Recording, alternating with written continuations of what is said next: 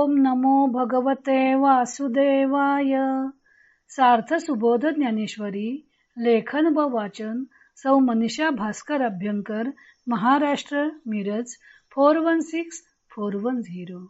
अध्याय 12वा. भक्ती योग. ईशप्राप्तीचा उपाय भाग 6वा. सर्व कर्म फलत्याग. ओव्या आहेत 131 ते 136. भगवंत ब्रह्मप्राप्तीचा उपाय सांगत आहेत.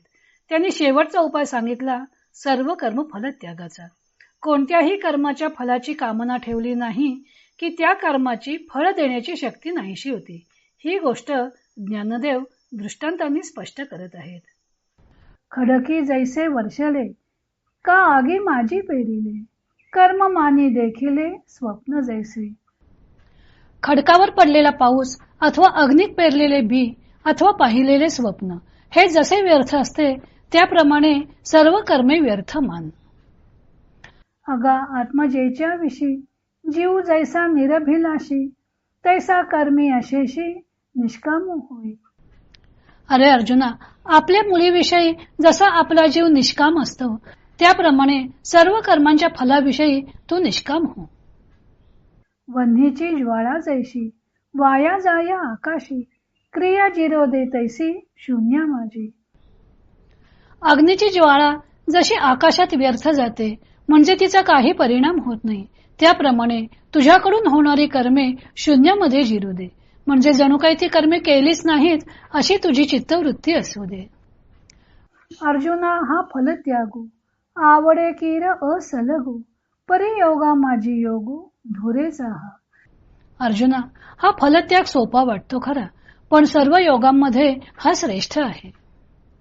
येणे फलत्यागे सांडे, ते ते कर्म न विरूढे, एकची वेळे वेळू झाडे माझे जैसी.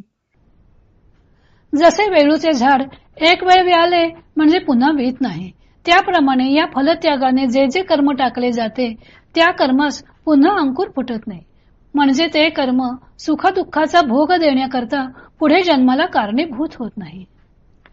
तैसे येणेची शरीरे, शरीरा येणे सरे, किंबहुना येर झारे चिरा पडे. त्याचप्रमाणे याच शरीराने शरीराला येणे म्हणजे जन्माला येणे संपते. फार काय सांगावे, जन्म मरणाच्या खेपांवर दगड पडतो, म्हणजे जन्म मरणाच्या फेऱ्या बंद पडतात. ज्ञानदेवांनी सांगितले की अर्पण करण्याच्या हेतूने कर्म करणे शक्य नसेल तर जाऊ दे शून्य, म्हणजे भगवंतालाही कर्म अर्पण करू नकोस अथवा स्वतः सुद्धा त्या कर्माचं फळ मिळावं अशी इच्छा धरू नकोस. जाऊ दे शून्य म्हणजे काय ते ज्ञानदेव दृष्टांतांनी स्पष्ट करतात. सर्व कर्मे फलप्राप्तीची इच्छा न ठेवता केली की ती कर्मे कशी निष्फळ होतात त्यासाठी ज्ञानदेवांनी 5 दृष्टांत दिलेले आहेत. पहिला आहे खडकावर होणाऱ्या वृष्टीचा. खडकावर पडलेला पाऊस व्यर्थ असतो. मातीवर पाऊस पडला की ते पाणी माती शोषून घेते आणि परिणामी ओला गोळा होतो. त्यात बीज टाकले की रुजते, पण खडक मात्र तसाच राहतो. त्याचे बाह्यांग फक्त ओलं होतं. पडलेल्या पाण्याचा त्याच्यावर काहीही परिणाम होत नाही. तसेच जी कर्मे हातून घडली त्याचा अंतरंगावर परिणाम होता उपयोगी नाही. अंतरंगावर केव्हा परिणाम होईल तर त्या कर्माविषयी कर्तृत्वाचा अभिमान आणि फलाची आसक्ती निर्माण होईल तेव्हा. पण या दोन्ही गोष्टी नसतील तर हातून फक्त कर्म घडेल, त्याच्या फळातून निर्माण झालेले बीज पुन्हा रुजणार नाही. दुसरा दृष्टांत आहे पेरलेल्या भाजलेल्या बीजाचा. अग्नीत पेरलेले बीज भाजले जाते आणि त्याची उगवण्याची शक्ती नाहीशी होते. तसेच फलाशेचा त्याग हाच येथे अग्नी आहे. मग फलाशा सोडून केलेले कर्म फळ उत्पन्न करत नाही. तिसरा दृष्टांत आहे स्वप्नाचा. पाहिलेलं स्वप्न व्यर्थ असतं. स्वप्न हे दिसलेलं असलं तरी त्याला वास्तवात काहीही सत्यता नसते. स्वप्न जसं मिथ्या असतं त्याप्रमाणेच सृष्टी सुद्धा मिथ्या आहे. जीवाला जशी ती भासते तसे तिला वास्तविक अस्तित्व नाही, किंवा ज्या स्वप्नाचं कर्तृत्व सुद्धा कोणाकडे देता येत नाही, किंवा त्या स्वप्नाचं कर्तृत्व सुद्धा कोणाकडे देता येत नाही. तसेच स्वप्नात केलेल्या कर्माचे फळ पण भोगता येत नाही. दृश्य विश्वच स्वप्नवत असल्यामुळं त्यातील सर्व व्यवहारही मिथ्याच ठरतात. तेव्हा दृश्य विश्वाचे हे सत्य स्वरूप जाणून घ्यायला हवं. हे सर्व मिथ्या आहे असं जाणवलं तर कशाबद्दलही आसक्ती राहणार नाही. बाप आपल्या मुलीविषयी निष्काम असतो.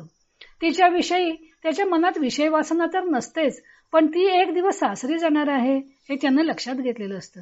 त्यामुळे जणू ठेव सांभाळावी तसा तो तिचा निष्काम भावनेने सांभाळ करतो. आपले मन तिच्या ठाई गुंतवत नाही. त्याप्रमाणे देह धारण केल्यावर कर्म जे करावे लागणार आहे ते निष्काम भावनेने, जणू काही परमात्म्याने आपल्याला ठेव म्हणून कर्मे दिलेली आहेत अशा भावनेने करावीत. ती सर्व कर्मे शून्यामध्ये कसे जिरतील ते स्पष्ट करताना ज्ञानदेव अग्नीच्या ज्वालेचा दृष्टांत देतात. अग्नीच्या ज्वाळेवर काही वस्तू असेल तर ती भाजली जाते, पण नुसती अग्नीची ज्योत असेल तर ती जळत असताना आकाशात पसरत व्यर्थच जाते, निष्प्रभ होऊन जाते. आकाशातच वर उठते व आकाशातच लयही पावते. तसेच कर्म करूनही ते कर्मफलाची आशा सोडून निष्फल करता येतं. म्हणून हातून कर्म घडते तसेच ते लयही पावते, शून्य होते. फल प्रसवण्याची त्याची शक्ती विलीन होऊन जाते. किंवा वेळूचे झाड एकदा व्यायले की पुन्हा बीत नाही. कर्म केले की त्याचे फळ निर्माण होत असते, पण ते भोगण्याची इच्छा असेल तर पुन्हा पुन्हा कर्म करणे, ती मी केली असे अहंभाव असणे व ती कर्मफल भोगणे यातून सुटका होत नाही. हा जन्म मिळाला आहे तो कर्मफळे भोगण्यासाठी. जणू काही वेळूच्या झाडाला मुळातून फुटलेला अंकुर, त्या फुटलेल्या अंकुरातून पुन्हा नवीन अंकुर निर्माण व्हायला नको असेल तर कर्मफलाचा त्याग करावा. मग पुन्हा कर्मफलाचा भोग घेण्याकरता नवीन जन्म घ्यावा लागणार नाही. मग मनुष्याची वेळूच्या झाडाप्रमाणे स्थिती होईल. एकदा अंकुरल्यावर वेळूची झाडे जशी वांझ होतात त्यातून पुन्हा वेळूचे झाड उगवत नाही, तशी कर्मे वांझ होऊन जातील. तेव्हा कर्मफलाच्या भोगातून सुटका हवी असेल तर कर्माच्या फळाचा त्याग केला पाहिजे.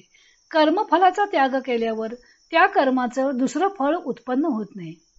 मग कर्म करूनही सुखदुःखाचा भोग किंवा पुढील जन्माला कारणीभूत होणे या दोन्ही शक्ती त्याच्यामध्ये राहत नाहीत. म्हणून भगवंत कर्मफल त्यागाचा मार्ग हा सर्व योगामध्ये धुरेचा म्हणजे श्रेष्ठ आहे असं म्हणत आहेत. कारण त्यामुळे शरीराने जन्माला येणे संपते. जन्म मरणाच्या खेपांवर चिरा पडतो, म्हणजे जन्म मरणाच्या खेपा बंद पडतात. या सर्व 9 ते 11 श्लोकांमध्ये भगवंतांनी कर्मयोगावर भर दिलेला आहे. कर्माचं कर्तृत्व न घेता देह धारण केल्यावर करावी लागणारी कर्म निष्काम भावनेने करणं म्हणजे कर्मयोग. हा कर्मफल त्याग अभ्यासानंच शक्य होईल असं ज्ञानदेव पुढे सांगणार आहेत. तो भाग आपण उद्या पाहू.